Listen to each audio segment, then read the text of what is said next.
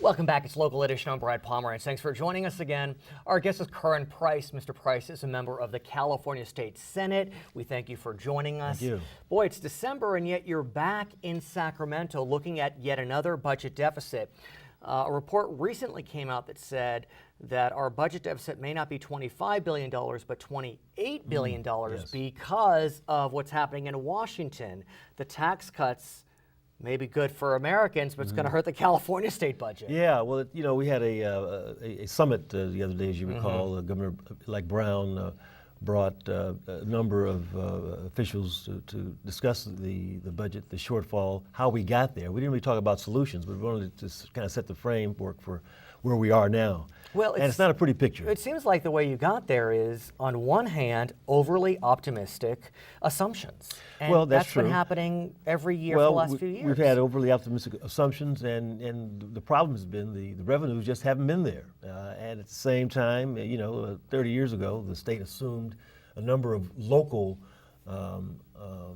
bills, local obligations.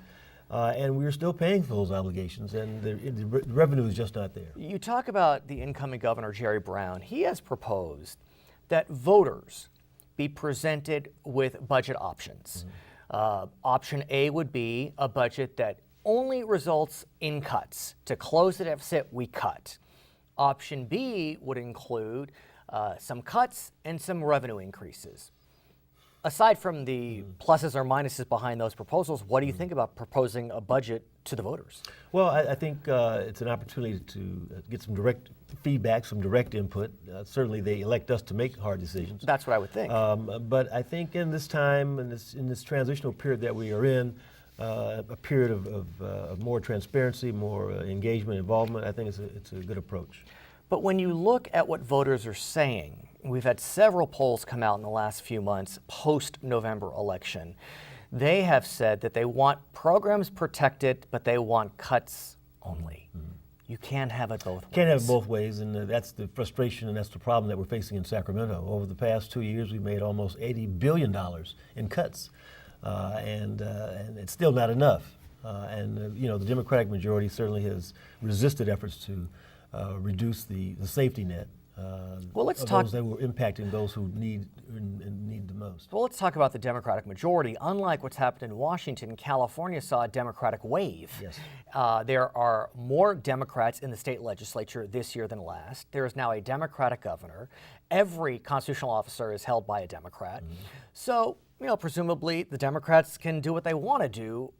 Or can they? I mean, you have Prop 25, which gives you majority vote for the budget, but you have Prop 26, which says you need 2/3 for increasing taxes and fees. Yeah, well, I think it means we have to work together. Obviously, the Democrats just can't rule by themselves. It has to be a collaborative kind of process. We need to engage Republicans, especially if we're talking about some tax increases, and if we're going to represent everybody. So it's going to be a different environment. In terms of engaging Republicans, it's easy to say that, but if you look at history over the last few years, the Democrats and Republicans seem more polarized than ever as it relates to their policy positions. Are the Republicans going to have to play ball now because there's a Democratic governor? I mean, they didn't like Arnold Schwarzenegger that much anyway, and he was a Republican, but be that as it may, are they going to have to change their tune? Well, I think that there's going to be some changing on both sides. I think we're going to have to find ways to work together. All Republican ideas aren't bad, all Democratic ideas aren't good, and so I think we're going to have to sift through. I think this new governor will facilitate that process, and ultimately citizens will have to decide. I got to ask you about one revenue enhancement that you proposed. I don't know what the status is. It dealt with digital license plates. Yes. It passed out of the Assembly. It passed out of the Senate. What do we know about it? Well, it passed out of the Senate. It didn't. It didn't get to the Assembly. Yeah, it did not get out of the Assembly as it turns out. Okay. So it's still an idea that I think its time is coming soon. And what it would be is the license plate wouldn't turn into an ad. No, not an ad, but it would have the capability of projecting a message or some information when the vehicle comes to a complete stop. Okay. And again, the bill was just for a study. Okay. Curran Price, thanks for joining us. I'm Brad Pomerantz. Thank you for joining us. Back to HLN.